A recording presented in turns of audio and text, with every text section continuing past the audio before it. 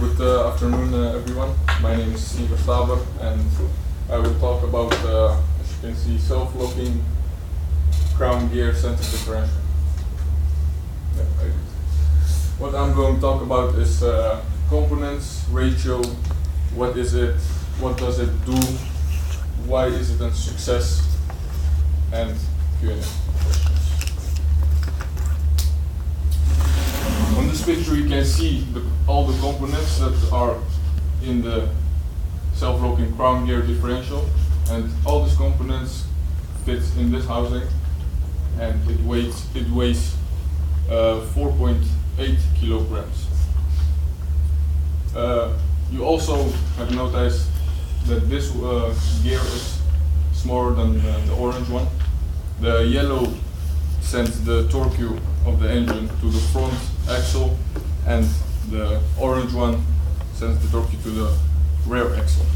And why is the yellow one smaller than the orange one? That's because of the 60-40 ratio that under normal circumstances the car has. On this picture you can see that the ratio is changed because of the fact that the front axle is on ice, the tires are on ice, so they have less traction than the rear tires. And that's the reason why the 85% of the torque is sent to the rear axle and 50% to the front axle. What is it? It's a system that regulates the torque between the front and the rear axle. That all will happen with zero time lag, so it's immediately changing every second. And in theory, 100% of the torque can be sent to one single axle, but in normal lifetime you all know that always one of the axles have some traction. One of the tires.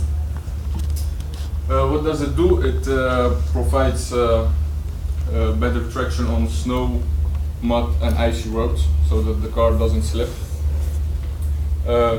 It's also combined with torque vectoring. Torque vectoring is a system that can slow down each of the four tires individually, and that makes the car so the car can take corners precise and dynamic. On this picture you can see that the car is taking a right-handed turn, and the inside tires are losing some traction, so the torque vectoring will slow down the inside tires in such a way that the torque will be sent to the left side of the car, and that makes the car smooth and dynamic in corners. You also can see that each tire has individually an amount of torque that is caused by the torque vectoring and the self-locking crown gear differential. Why is it a success?